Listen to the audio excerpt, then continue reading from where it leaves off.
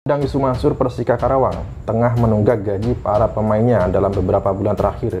Kabar tersebut dikonfirmasi langsung oleh Yusuf Mansur melalui akun Instagram pribadinya. Ia merasa bertanggung jawab dan mengaku bersalah terkait penunggakan gaji para pemain Persika. Sejak Februari 2018 itu, buji-buji kepada Yusuf Mansur dan Persika seperti gelombang banjir bandang.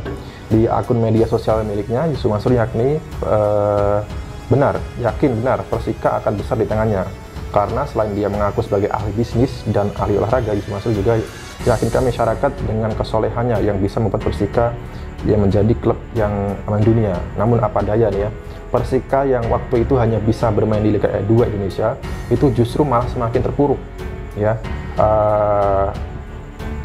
di perhelatan kompetisi sepak bola tanah air. Musibah yang menimpa klub tersebut Laskar Jawar ini dimulai dengan pengunduran diri pelatih kepala Ricky Nelson pada 15 Juli 2018.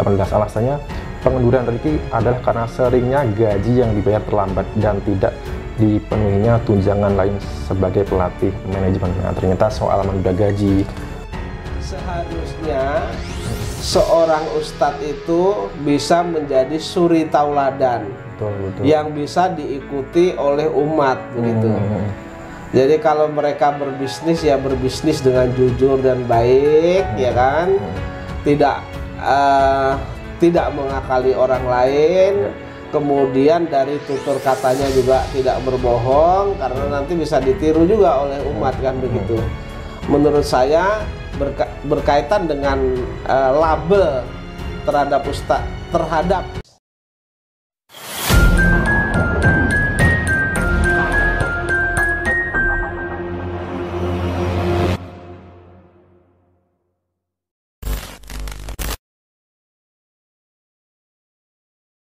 Pak Zini. Waalaikumsalam warahmatullahi wabarakatuh. Selamat malam Pak, sehat Pak? Alhamdulillah, agak-agak ini sedikit flu aja masih ya. Musim pancaroba ya Pak ya? Pancaroba. Oke ya. Pak Zini, ini saya izin bertanya Pak. Ini kan sudah cukup lama juga Pak. Setelah Pak Zini mendapat surat balasan dari UPTD Pengawasan Ketenagakerjaan Kota Bandung dan juga setelah adanya anmaning kedua Pak di Pengadilan Negeri Kota Bandung. Nah, ini langkah selanjutnya bagaimana Pak? Dan kapan itu Pak?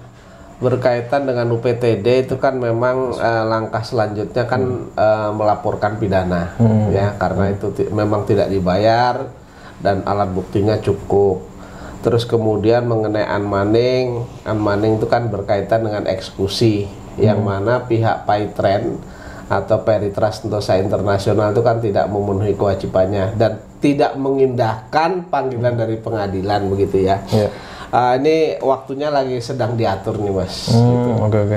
Jadi waktunya sedang diatur, nanti tetap itu saya ajukan berkaitan dengan UPTD, nanti itu akan saya laporkan secara pidana. Kemudian berkaitan dengan permohonan eksekusi akan saya ajukan permohonan sita jaminan terhadap harta kekayaan daripada PT Peritrust Sentosa Internasional. Oke.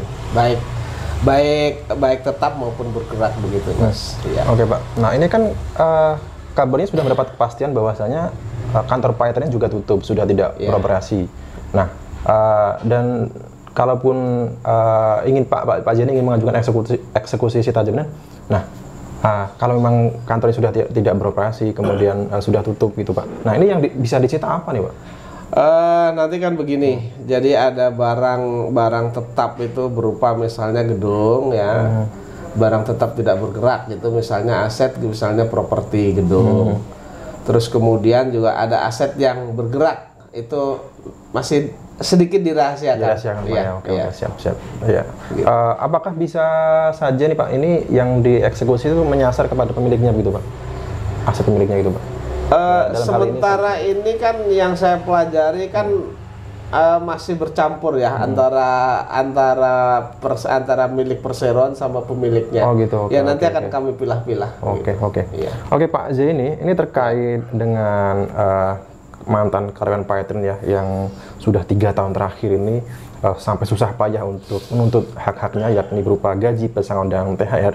Nah ternyata kawan-kawan ini tak banyak yang tahu kenapa Ustadz Yusuf Mansur ini dulu pernah menjabat atau memiliki saham di sebuah klub sepak bola yakni Persika Karawang ya, jadi menjadi owner Persika Karawang. Nah ternyata selama menjadi owner dari Persika Karawang tersebut, nah ini juga ada hal serupa Pak. Nah, ini yang menunggak ya. Ternyata ini gaji pemain Iya. dan juga pelatih ini juga tertunggak, Pak. Ini saya bacakan dulu, Pak ya. Ini artikel yang bisa dipertanggungjawabkan nih dari indosport.com. Klub milik Ustadz Kondang Yusuf Mansur Persika Karawang tengah menunggak gaji para pemainnya dalam beberapa bulan terakhir. Kabar tersebut dikonfirmasi langsung oleh Yusuf Mansur melalui akun Instagram pribadinya. Ia merasa bertanggung jawab dan mengaku bersalah terkait penunggakan gaji para pemain Persika Karawang. Ini lagu lama, Pak.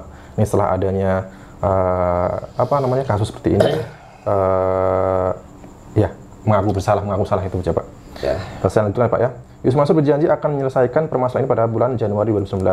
Pemilik perusahaan Python ini berharap kejadian tersebut tidak terulang kembali ke depannya. Selanjutnya dan juga artikel selanjutnya, klub mengkonfirmasi tawaran dari Python namun ini tak mengubah fakta jika kami akan mendengarkan terlebih dahulu tawaran dari Energa Sport Lagi Gedang. Oke. Kami tak akan bicara lebih lanjut soal detailnya ini terkait dengan Yusuf Mansur juga pernah menjadi sponsor dari Legia Gedang. Selanjutnya Yusuf Mansur bahkan ini tengah aktif merambah dunia sepak bola, diketahui menguasai saham 3 klub Liga Indonesia yakni Persika Karawang, Persikota Tangerang dan Malang United. Oke. Insya Allah sampai bulan kemarin masih saya cicil. Nah, ini dicicil lagi Pak, ternyata Pak 100 juta, nggak ngasihin banget. Dan insya Allah Januari ini semoga sudah bisa selesai, nggak usah berharap ke yang lain, ke saya yang bertanggung jawab penuh soal Persika. Saya memang salah, saya terima, tulis Yusuf Mansur ya dalam akun Instagramnya. Dan kemudian dari artikel yang lain yakni ternyata sudah ditulis juga di artikel milik Pak Darso yakni toyibah.com ya. Ini saya bacakan juga Pak. Kamu agak panjang nih Pak, nggak apa nih Pak? Nggak apa-apa. Ya. Ini supaya teman-teman juga tahu ya. Sepanjang tahun 2016 dan 2017, Yusuf Mansur dan orang-orang Python dalam upaya menarik anggota baru Python. Mereka menggembar-gemborkan rencana Yusuf Mansur membeli klub-klub sepak bola elit Eropa, semisal Real Madrid dan Manchester United. Nah, ini sesumbernya aja nih Pak, mau beli klub sekelas Real Madrid sama MU nih Pak. Bahkan ramai pula berita Yusuf Mansur akan membeli saham FIFA. Waduh, padahal FIFA itu organisasi internasional. Berita itu kemudian menghilang dengan sendiri. Tiba-tiba di awal Februari 2018, ramai berita soal Yusuf Mansur dan Python membeli klub asal sepak bola asal Karawang ya, Persika. Manajer klub Persika Karawang, Gahmat Runadi saat itu menyatakan Yusuf Mansur selain menjadi komisaris juga penyandang dana utama klub. Ya ternyata selain memiliki saham di sana juga menjabat sebagai komisaris, teman-teman. Sejak Februari 2018 itu, buji-buji kepada Yusuf Mansur dan Persika seperti gelombang banjir bandang. Di akun media sosial miliknya, Yusuf Mansur yakin benar Persika akan besar di tangannya. Karena selain dia mengaku sebagai ahli bisnis dan ahli olahraga, Yusuf Mansur juga yakinkan masyarakat dengan kesolehannya yang bisa membuat Persika yang menjadi klub yang mendunia. Namun apa daya nih ya, Persika yang waktu itu hanya bisa bermain di Liga 2 Indonesia, itu justru malah semakin terpuruk. Ya, di perhelatan kompetisi sepak bola tanah air. Musibah yang menimpa klub tersebut Laskar Jawar ini dimulai dengan pengunduran diri pelatih kepala Ricky Nelson pada 15 Juli 2018. Alasannya pengunduran Ricky adalah karena seringnya gaji yang dibayar terlambat dan tidak dipenuhinya tunjangan lain sebagai pelatih manajemen. Nah, ternyata soal menunda gaji, soal menunda-nunda hak orang. Nah, ini tak banyak yang tahu teman-teman. Ternyata sudah saat memiliki klub Persika Karawang itu ternyata tabiatnya sama saja nih, Pak. Iya.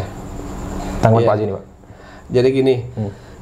Ini kan saya juga pernah baca tuh kayaknya kejadiannya di tahun kurang lebih tahun 2019 kayaknya. 2018 2019. 18-19 ya, lah ya. Betul. Nah, ini sebenarnya sudah pengulangan ini, Mas. Karena kan kalau berkaitan dengan ini saya kaitkan fakta ya. Saya kaitkan dengan fakta. Berkaitan dengan CBN itu kan ada tidak bisa bayar ya, artinya tidak bisa bayar tuh di bisnis investasi batubara itu kan dimulai 2009, kemudian 2010 tuh sudah tidak bisa bayar, kemudian Yusuf Mansur kan mengatakan bahwa dialah nggak usah dipikirkan lagi, dia yang akan mengangsur, ternyata kan hanya diangsur terus kemudian hilang tanpa bekas kan begitu. Itu sudah menurut saya kebiasaan dan tabiat. Ini kalau JBN seperti itu. Jadi ya sudah, ketika orang ribut ya sudah, nanti saya kembalikan dengan cara nyicil, dicicil sedikit lama-lama hilang. Nah, terus kemudian ini juga nunggak lagi kan, posisinya kan sama. Kalau JBN juga nunggak, kemudian dia nggak usah dipermasalahkan lagi, saya yang akan menyelesaikan dengan cara mencicil sedikit kemudian hilang. Nah, ini juga begitu kan, nunggak, nanti saya akan selesaikan, kemudian juga tidak selesai. Kalau baca berita kan semakin terpuruk ketika dipegang Yusuf Mansur kan. Nah, kemudian saya kaitkan lagi dengan perkara 14 karyawan. 14 karyawan itu kan begitu di Disnaker, mediasi dan lain sebagainya, mediatornya Disnaker kan mereka akhirnya karena data-datanya ada, akhirnya kan mengakui. Awalnya juga ingin tidak mengakui, ingin membantah, tetapi ketika mereka sudah ternyata dokumennya memang ada dan lain sebagainya, akhirnya mereka mengakui dan mereka ingin menyicil kan selama 6 kali. Ternyata 1 kali cicil terus hilang. Iya kan? Itu sudah tabiat itu. Kemudian berkaitan juga dengan Hotel City. Hotel City itu juga sama seperti itu. Dianggap jual beli lunas, kemudian dibuat perjanjian di bawah tangan, ya kan? Setelah itu mau diangsur, ternyata juga tidak diangsur sedikit-sedikit hilang, begitu. Itu udah tabiat, Mas. Jadi kalau hal-hal seperti itu terjadi terhadap Ustadz Yusuf Mansur itu jangan heran. Jadi gitu. Bukan hanya bisnis terkait dengan perhotelan Hotel City, kemudian Mia Feri, tabung tanah, bukan hanya perkara investasi, ternyata bukan hanya perkara perusahaannya sendiri, yakni Paetren. Ternyata dalam hal bisnis sepak bola pun sama saja ternyata. Ini ujung-ujungnya nggak jelas juga, malah terpuruk juga nih Pak. Yang jelas menurut saya Yusuf Mansur ini tidak menjalankan bisnis secara profesional, dan mereka ya sudah, ketika nanti ini macet, apa yang dikatakan Iqbal itu tinggal minta maaf itu aja. Mengaku salah, minta maaf ya. Termasuk ke Haji Sulhan juga yang milik Hotel City kan begitu. Ketika mereka sudah tidak bisa bayar, udah Ji sedekahin aja gitu. Termasuk Haji Sulhan ini nggak mau sedekahkan. Kalau mau sedekah ya dibayar dulu, nanti seikhlas saya berapa sedekah gitu. Tapi alasan mengapa gaji pemain dan pelatih sampai tertunggak ini tidak jelas ya. Setahu saya kan memang kalau klub sepak bola itu dapat dana juga lumayan besar juga Pak, dari sponsor, kemudian dari tiket penonton, dan juga hak tayang gitu Pak. Oke Pak, kalau pengelolaan yang tidak benar, pengelolaan itu tidak benar, dicampur adukkan. Jadi satu bisnis katakanlah di PT Paetren ini, ya kan, yang dokumennya ada sama saya. Satu bisnis PT Paetren ini duitnya kan tidak untuk mengelola PT Paetren saja, tetapi dilarikan untuk beli Hotel City. Artinya menurut saya tidak profesional lah gitu. Dan acak-acakan semau gua gitu. Jadi kalau klub sepak bola Persika Karawang ini dikelola secara benar ya, secara profesional, ini seharusnya tidak sampai terjadi ya gaji pemain dengan pelatih sampai tertunggak begitu. Pak Joni, ini kan dilakukan oleh seorang nih Pak, menyangkut seorang sosok ustadz nih Pak. Kalau ustadz kan guru Pak. Iya betul. Contoh Pak, ini gimana nih Pak? Jadi begini, pengertian ustadz itu kan guru Mas, atau pendidik. Pengertiannya kalau dalam bahasa Arab ya, bahasa Arabnya ustadz, pengertian kita adalah guru atau pendidik. Terus kemudian kita gali dari bahasa Jawa guru, digugu dan ditiru, ya kan? Seharusnya seorang ustadz itu bisa menjadi suri tauladan, yang bisa diikuti oleh umat begitu. Jadi kalau mereka berbisnis ya berbisnis dengan jujur dan baik, ya kan? Tidak mengakali orang lain. Kemudian dari tutur katanya juga tidak berbohong, karena nanti bisa ditiru juga oleh umat kan begitu. Menurut saya berkaitan dengan label terhadap Yusuf Mansur yang dilabelin ustadz itu tidak pas, ya kan? Karena ustadz, guru atau pendidik, kemudian bahasa Jawanya digugu dan ditiru. Kenyataannya perbuatan Yusuf Mansur itu menurut hemat saya sampai dengan saat ini tidak bisa digugu dan ditiru. Contohnya. Atau menjadi suri tauladan umat. Justru membuat kegelisahan umat. Bahkan kalau di Masjid Darussalam ini yang awalnya itu ya sebelum adanya bisnis investasi batu bara itu awalnya itu dingin, silaturahminya bagus, kemudian jamaahnya dermawan, ya kan, tidak ada pamrih, saling guyup rukun lah, hidup tenang, damai. Kemudian dengan adanya Yusuf Mansur membawa bisnis JBN ini batu bara di sini itu di 2010 itu jadi neraka mas masjid itu. Justru yang satu curiga dengan yang lain curiga. Justru saya mengalami sendiri itu seperti neraka waktu itu. Ya. Jadi bukan membuat dingin, tetapi membuat gaduh di Masjid Darussalam ini. Menurut saya label Ustadz terhadap Yusuf Mansur itu tidak pas dan dicabut saja lah, masyarakat nggak usah manggil Ustadz lagi ya. Sob apa siapa gitu, apa sur gitu aja. Karena seharusnya memberi contoh ya sebagai sosok yang amanah dan tanggung jawab, tapi faktanya bisnis-bisnis yang digagas atau dimiliki oleh beliau ini justru merugikan banyak pihak begitu Pak. Survei aja kalau nggak percaya, bikin tim ya. Kalau nggak percaya masyarakat ini apakah nanti itu terdiri dari unsur pemerintahan, kemudian lawyer, kemudian ekonom, kemudian ulama, itu bikin tim yang independen, survei nih, survei terhadap usaha-usaha yang digagas oleh Ustadz Yusuf Mansur itu. Saya berkeyakinan 99% itu mitranya itu rugi semua. Yang untung Yusuf Mansur. Gitu. Jadi seperti ajakan waktu di JBN Pak.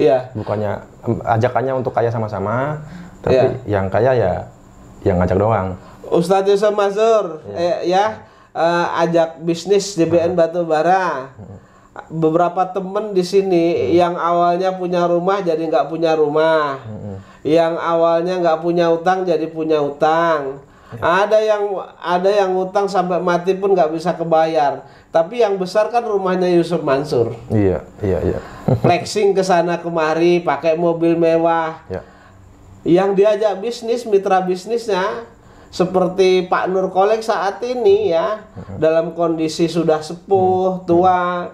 Kemudian pekerjaan juga tidak ada, ya kan, hidupnya menyedihkan mas.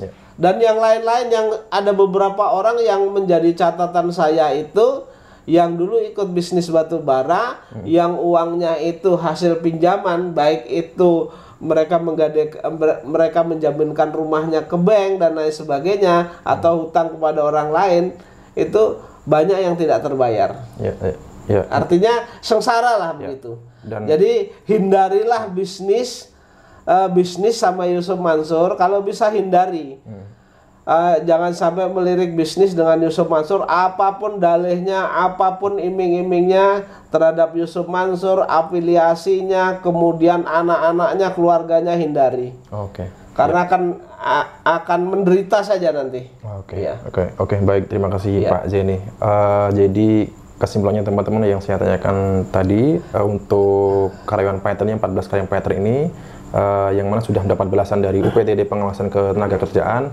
Nah, ini sedang diupayakan Pak Zeni, akan direncanakan pelaporan pidana Pak di Polda Badung Pak ya. Polda Badung. Dan juga terkait dengan di PHI yang dua anmaring juga pihak Paytren atau Yusuf Mansur ini juga tidak menghadiri. Nah, ini Pak Zeni akan mengajukan eksekusi atau sita jamin. Sita jamin. Nah, ini masih dirahasiakan ini. Apa yang bisa disita masih. Kita tunggu saja Pak Zeni selanjutnya. Dan tadi saya tambahkan terkait dengan berita atau artikel tadi, ya untuk teman-teman menambah ini juga teman-teman bahwa bukti bahwasanya terkait dengan penunggakan gaji karyawan atau menunda hak-hak orang itu ternyata sudah dilakukan dari mulai batu bara, kemudian Persika, terus kemudian karyawannya Paitren, terus kemudian untuk pembayaran hotel, itu kan semua seperti itu. Dan yang lain-lainnya ya, yang lain-lainnya, termasuk juga yang terbaru, Yusuf Mansur itu kan mengambil take over perumahannya Amanah kan? Ya, jadi katanya di sana namanya Haji Amanah, pengembang itu yang punya CV Kaisa Almanah itu. Kemudian jadi perkara kan? Nah, karena itu dikejar akan dipidanakan, lalu Yusuf Mansur masuk, ya kan? Kemudian Yusuf Mansur juga nggak usah dipidanakan, nanti kalau dipidanakan pasang badan uangmu hilang, udah saya saja yang ganti. Itu kan janjinya hanya sekian bulan selesai, tapi sampai dengan saat ini sudah berapa tahun nggak selesai kan? Artinya memang sudah kebiasaan dan tabiat Yusuf Mansur, makanya mengingatkan kepada publik jangan sampai bersentuhan bisnis dengan Yusuf Mansur. Dan juga ini sebagai pertimbangan ya teman-teman, ya ini kan Yusuf Mansur ini bakal menjadi calon legislatif ya, dari partai DPR RI. Nah, ini saya sendiri kan korban Mas di JBN itu. Terus kemudian yang sering ikut saya Pak Nurkolik itu hasil jual rumah loh diinvestasikan. Hasil jual rumah diinvestasikan, kemudian sama sekali nggak dipulangkan dan sekarang masih ngontrak itu. Itu tadi ya teman-teman. Jadi semoga ini bisa menjadi pertimbangan mati-mati untuk teman-teman, khususnya di wilayah Jakarta Timur ya, di Dapil Jakarta Timur untuk selektif memilih calon anggota legislatif di DPR nanti. Oke, terima kasih Pak Jeni. Sama-sama Saya Mas Haji dan Pak Jeni Mustafa mengucapkan wassalamualaikum warahmatullahi